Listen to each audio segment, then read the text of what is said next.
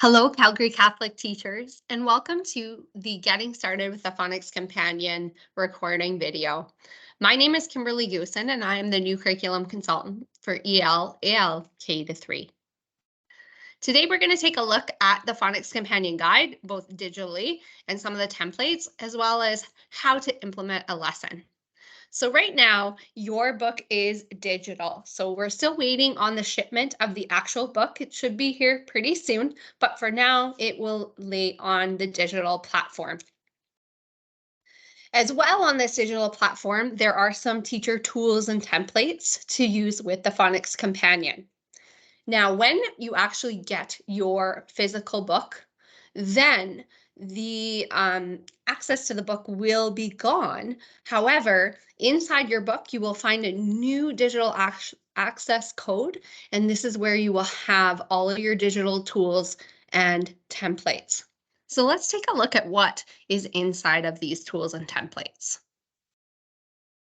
So here I've logged in. Here is the book up front here. And then on the bottom, here are my tools and templates.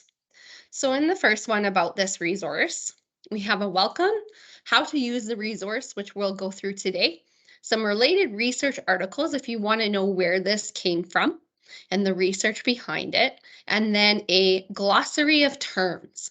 So in this welcome, it kind of gives you a little idea about the authors, but what I really love is a site index. So you can really find some of the templates or things that you might use. You can go here and you'll be able to find it more easily than going through each and every single tab. Over here in the glossary, so if you are new to phonics, phonological awareness, all of those words that are brand new to some of us, this is a great glossary. It gives you kind of those words that you might see in the Phonics Companion Guide that you're not sure what they are. Here is a little glossary. This glossary is also found in your actual physical book, so you'll be able to flip to it quite easily. So that's in the about the resource. So I'm going to go back to home.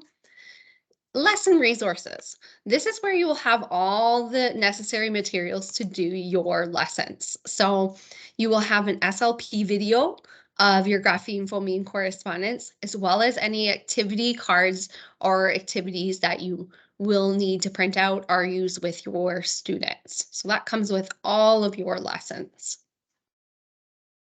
Now, your assessment and teacher tools. So in your general support here, I like this overview chart. So kind of gives you a glimpse of lessons 1 to 120, all the grapheme and phoneme correspondence that you'll be looking at, and some of those applying activities and target words. So we'll talk a little bit about what all of these things are, but it's a nice little overview chart for you so you can kind of see where you are and where you're headed with your students. Here is some differentiation strategies that you might want to use with your kiddos who are understanding or might need a little extra support.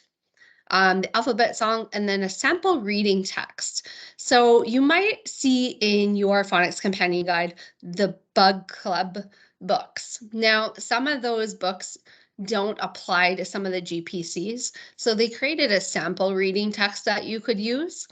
We didn't purchase these books because we did purchase other decodables like your Reading A to Z access, as well as the Scholastic book set that is in every school. So you can still find those phonics pieces in the resources that we purchased. Now I'm going to go back to that assessment and teacher tools. So your teacher tool line masters, these are just some different game templates that you could use with your kiddos. We are going to talk a little bit about Alconin boxes, but these are basically sound boxes that will help with your phonics instruction. There are also other samples of this on ELA EPD. Your assessment tool line masters. So this is where you would have your quick screener that you would do with your students, as well as some ongoing assessment. So your anecdotal tracking sheets are informal assessment records. And then finally, unit review materials. As after 4 lessons that you do with your students, you would do like a unit review of those 4 GPCs. So this is like a lesson template. And then here is kind of a gold mine. So it's a unit review activity master list. So if you want to practice some of those skills, they have some games that you could play with your students. So there's 17 pages of different games to practice and reinforce those skills. So this is the online portion. Again, the book shall be coming soon, fingers crossed. But for now, it will lie here, but you will always have digital access to these tools and templates. So let's dive a little bit more into the Phonics Companion. So again, I talked about this Phonics Companion overview chart, just some of the gems. I kept them in the slideshow so that you know some of those gems. Now, you might have already heard me say the word grapheme, phoneme, and GPC. So a phoneme is the smallest unit of sound. So we think of that as the lights off. What do you hear when you speak, right? So you hear that. It's a phoneme.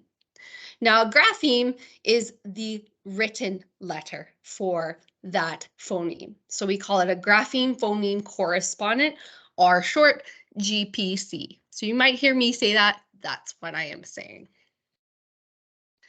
So the framework for the Phonics Companion Guide is found on page 6. So it's divided into 3 things: modeling, consistency, and sequential design.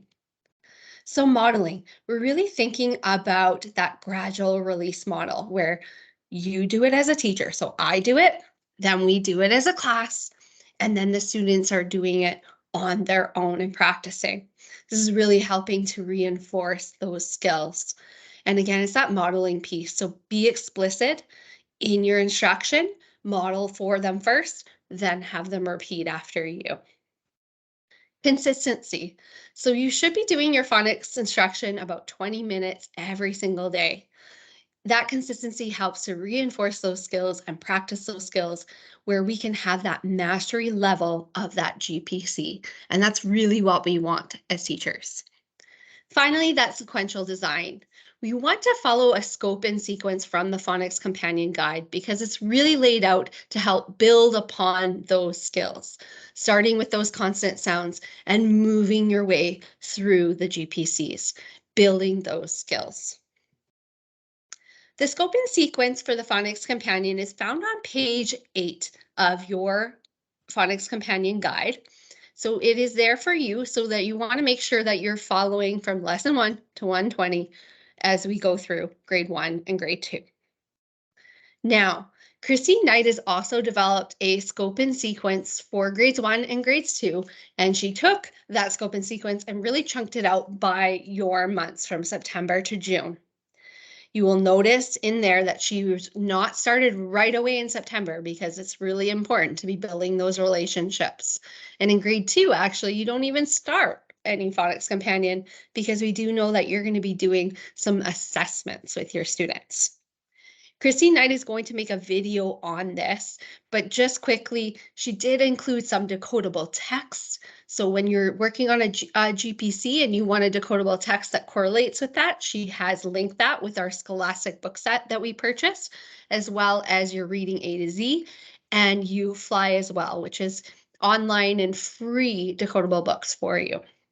As well, she looked at those high frequency words for grade 1 and grade 2 and chunked them out throughout the year so that you are already taught that GPC, and then you can really reinforce and help with that high frequency word. So the Phonics Companion Quick Screener tool is found on the digital platform as well as inside your physical books. So if you are a grade 1 teacher, you are going to start at lesson 1. Grade 2, you're going to complete this quick screener with each of your students. And then you're going to find where about 80% of your students don't understand your GPCs, and that's where you're going to start.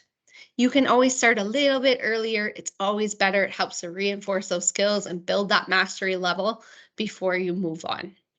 So again, grade 1, start at lesson 1. Grade 2, complete that quick screener. Now, what does phonics instruction look and sound like in action? Well, grade 1 and grade 2 teachers know this, but model, model, model. Be explicit in your instruction.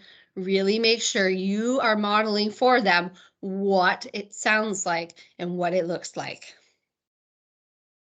I really liked this idea from Miriam and Michelle, if you've been going to the Pillars of Reading, and they talked about where students have to see it, they have to say it, they have to sort it and spell it. And that really helps to develop that mastery level and build their understanding. As well, that embodied phonics instruction. Has to be fun. And so really, if you are, for example, practicing how to do a letter S, instead of just doing it with your finger, do it with your whole arm. The bigger the muscles you use, the bigger the memory retention you will have and the more connections that are made. You can also tap out the sound. So you would start at your shoulder. So k, a, t, and then blend it together. Cat, k, a, t, cat. As well, bringing in some music or chants really get the students moving and grooving and helps them, again, bigger memory retention when we are embodying our phonics instruction. It also makes it really fun for the kiddos. So bringing that joy to phonics learning. Create and use engaging activities. You can use them from the Phonics Companion. They come with some wonderful activities as well. There are plenty I know that you can use as well that you've been already doing. Make anything a game.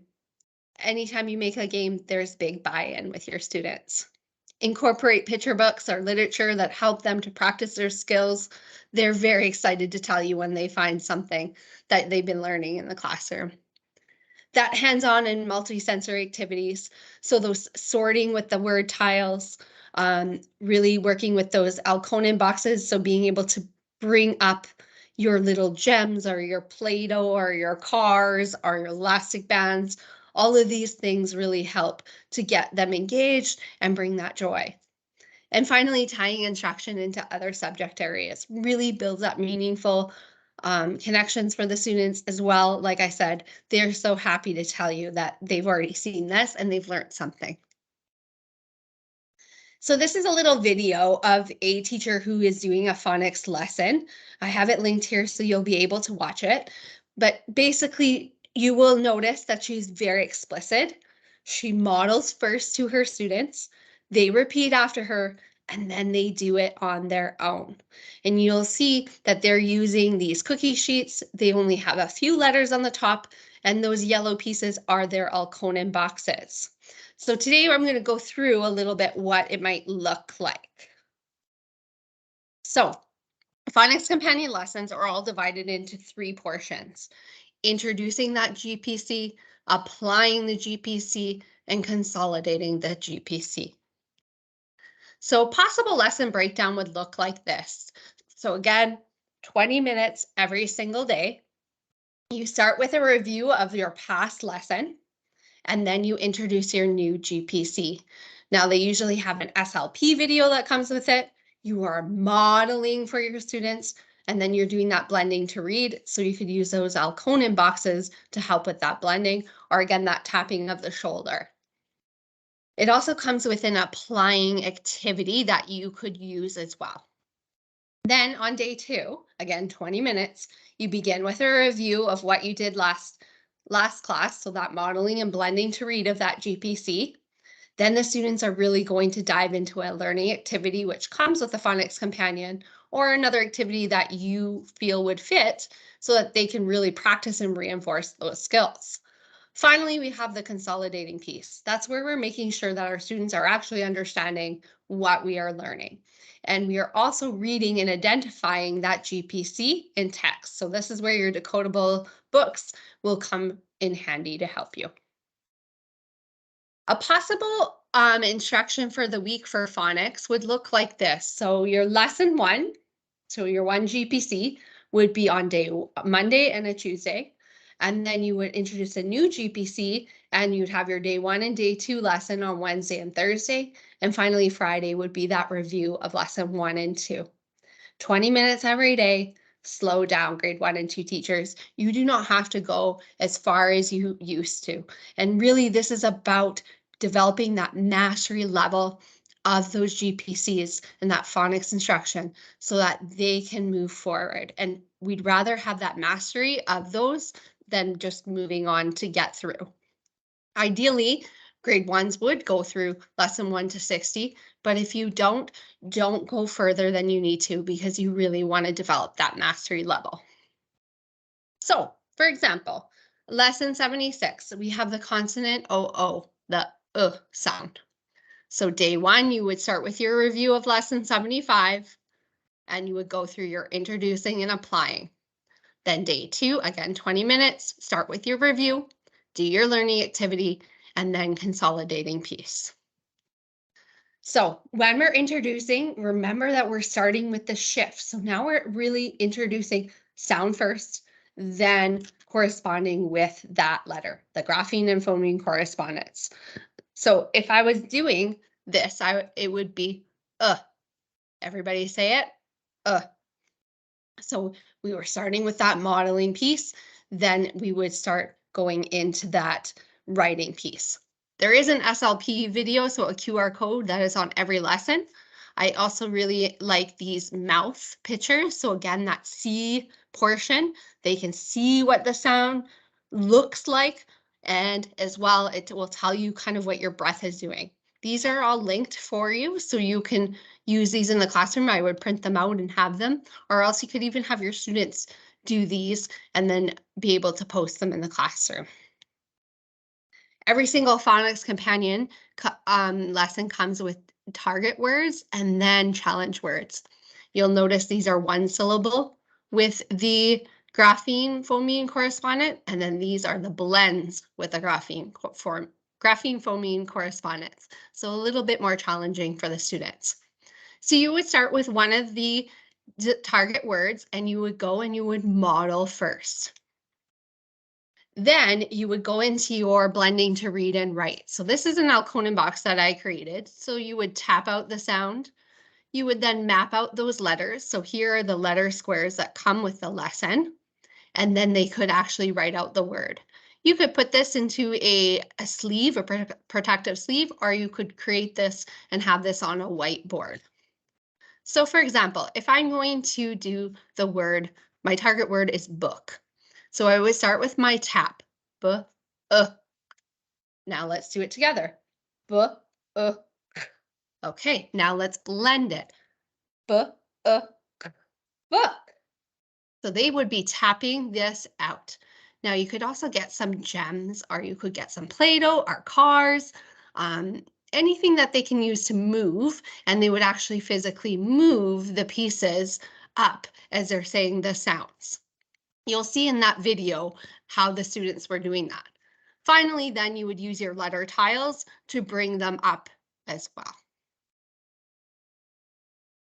All of the phonics companion lessons also come with an applying activity. So for this particular lesson, it's a yes or no activity where they're looking at the differences between the sound and the sound. So book, moon, oon. So they went through an activity. Again, you're applying those skills to make sure that students are understanding that GPC. The last piece is that consolidating piece. So this is where you're going to make sure your students really understand that GPC. So you will look at some decodable text. So for example, this is a Scholastic Phonics School and Home from your book set. And you could practice that with the kiddos and make sure that they recognize and see that GPC in a text. You could also create a sentence for them to write out using, again, only the skills that they have already learned. There is a link to a decodable text guide here that goes with the scope and sequence created by Christine Knight, which again shows some of the Scholastic books you could use, the Reading A to Z decodable sets, or that U-Fly set. After 4 lessons that you've done with your students, there is a unit review. So this is really your chance to solidify and make sure your students are understanding to develop that mastery level of the GPCs and really get to know what students are still struggling. So there are templates to create your unit review. And again, this wonderful gem, unit review activity master list, where you can use to really make sure that your students are understanding those 4 GPCs that you've been introducing over the past several weeks. Again, pointing it to you, the assessment tools that are on the digital platform. There's an anecdotal tracking sheet and an informal assessment record. They do recommend doing it about every 12 lessons that you would do. I also would think about doing the quick screener, maybe before progress report time or parent-teacher conferences, so you could really discuss with the parents what they are doing well and some areas where they might still be struggling.